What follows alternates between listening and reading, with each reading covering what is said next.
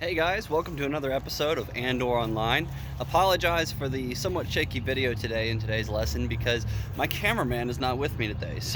But we're going to go ahead and get started today. Today's lesson is how to check your oil. So the vehicle we are going to be using today is we're going to be using a 2009 Volvo S40. Please feel free to use whatever vehicle you use at home because how you check the oil is going to be the exact same.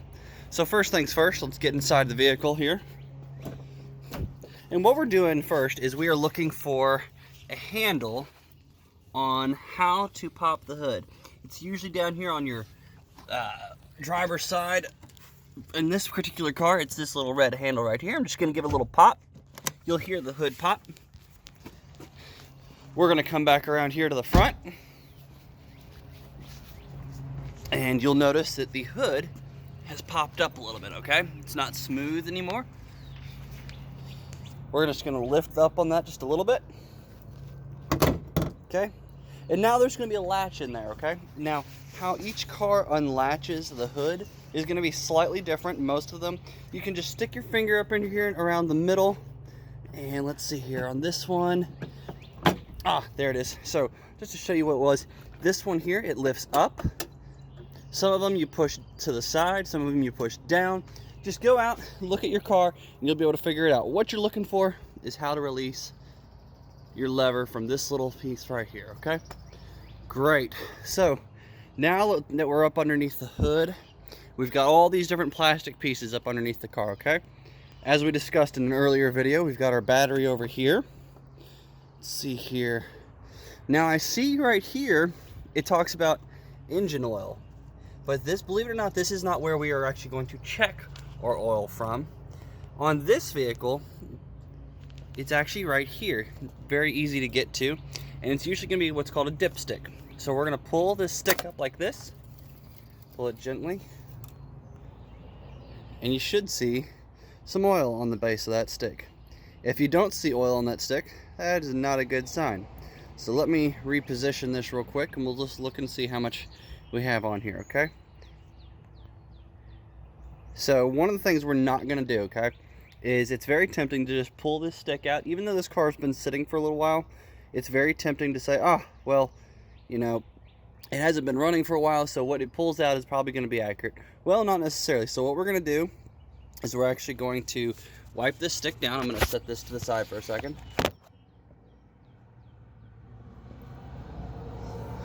And we're going to wipe it off.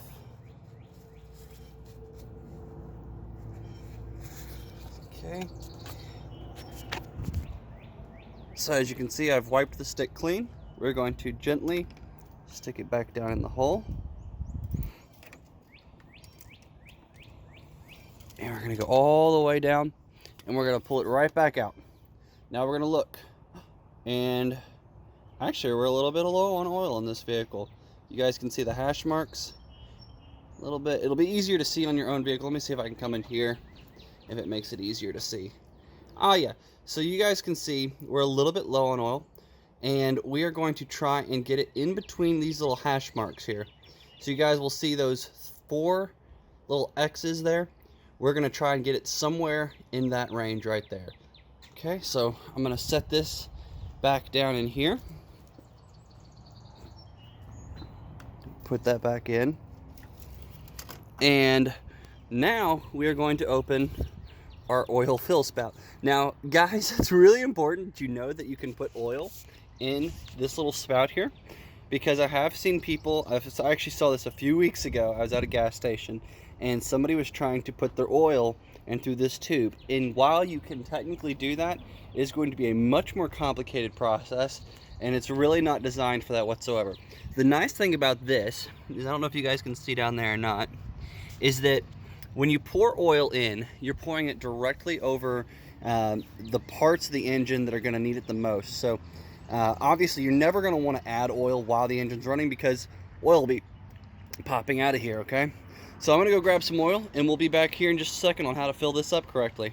So before I put our funnel into here, okay, I wanted to show you guys this. This has been sitting in my garage for a while, so it's got, as you guys can see, some sawdust, looks like some dog hair and stuff in there. This is all stuff that I desperately do not want to get inside the engine, okay? And I actually think I see a little bit of a metal flake there. I was doing some welding a couple of months ago, and I'll bet this was nearby. So I definitely don't want any of that stuff in there. So look at your funnel really closely before you go to use it, because you don't want to start putting all that stuff directly into your engine. So what I'm going to do is I'm going to take a clean rag, and I'm just going to wipe this out, and then we'll get going. Alright, so now we've got our funnel all cleaned out. It's very important that we use the same oil that we put in the car initially, okay? Because there's going to be different detergents and things like that that are in each different brand of oil. And we're just going to slowly add our oil here, okay? It's very simple to do. Overdo it. Just going to be patient. And as we noticed earlier, it's not very, very low. So I'm going to add probably that much, okay? Not a whole lot. We're going to let that sit for a few minutes, and then we're going to remeasure our oil. Alright guys, it's been a few minutes, and as we check our oil here, you'll notice it's about halfway up between those two hash marks, and that's exactly where we want it, okay?